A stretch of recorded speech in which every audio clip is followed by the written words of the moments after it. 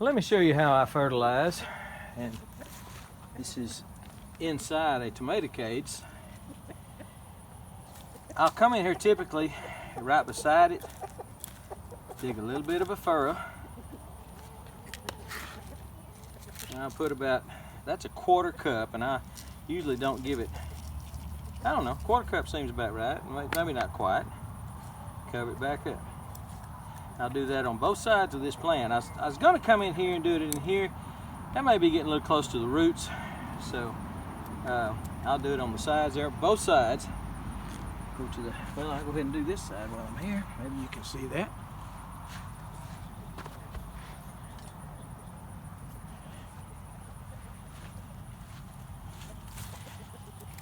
Just scratch it a little bit. Inch or two deep, inch and a half. This is my Hori Hori from Sensei Tools.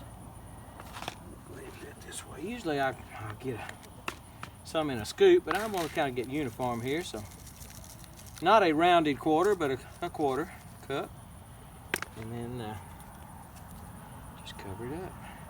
Now, what will this do for your plants? Last year, I planted, in the spring, I planted some peppers that lasted till frost, till October, I guess it was. And I didn't do this religiously every stinking week, but just about every week. I was trying to be as consistent as I could. You like to eat consistently, right? I know I do, unfortunately. But in my pepper plants, I grew the best peppers I've ever grown. I had banana peppers that were 8 or 10 inches long and 2 inches in diameter. I had Marconis, I had just everything. My plants were 3 to 4 feet tall. My fruit was huge, and it had real thick walls, which means you got a lot to eat there. When you get the walls, the flesh of the pepper is thick, then you got a lot more to eat there. Get more for your bang, more for your money. So I found out, and this is a secret that Midlighter Gardening uses, and that's a weekly feed. Feed every week. This is not a Midlighter garden. I do recommend them. They know what they're doing. They grow some food. This was a back to Eden garden. Underneath all this soil, and I've shown you many times before, but underneath this soil, see that yellow, red stuff right there? That's what I got, just a red clay. I mean, it's just as hard and red as it can be. But for several years, I put, on top of this garden, I put wood chips. I put, before I had access to wood chips, I was putting hay on it and leaves, and this particular spot right here was piled up about 2 feet high in wood chips at one point.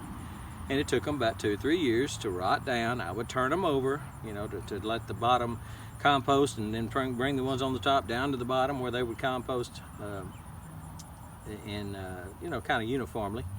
And it has made this black, beautiful, beautiful, beautiful soil. And so if you don't know what I'm talking about, go back. I've got a big playlist on, I put it right there at the end of this video, playlist on Back to Eden Gardening, and just shows the transformation, soil transformation that I've gotten here from using it. Right now it's more of a traditional garden. I don't have wood chips. My source kind of dried up, and so I'm going to start getting leaves and hay and such as that if I can't get wood chips anymore, and start putting it on this garden. But right now it's just a garden. It's a traditional garden. Anyway, but I mainly wanted to show you the fertilizing. Let me do a couple more. Little furrow, 1/4 cup. If you're that far away from the plant, I'm about 12, 14 inches away from the stalk of that plant, so I don't think there's any risk of me burning it. Come on this side, dig a little furrow, put about a 1/4 cup in it, and after all this rain, man, This ought to go. This ought to go. 8 doo-doo, you know what I'm saying? 8 doo-doo. Alright. Right here, and I don't know if I'm in the camera frame or not, but we're at the next plant over here. Cover it up. I meant to do this Saturday before the rain came, and I didn't do it. But it's getting done now. So that weekly feed with a this is a 1313 weekly feed with a something like a 1313 will really make them grow. So if you're looking for a plant, you look like your plants just need a little something, start feeding them weekly. I've proved it to myself anyway last year that a weekly feed will make them go crazy. So, and really produce tomatoes as well as peppers. You need groceries, your plants need groceries, and they need groceries as regular as you need groceries.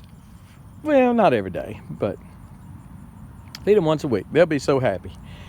Now, you saw me covering them up. Don't just throw it on top of the ground.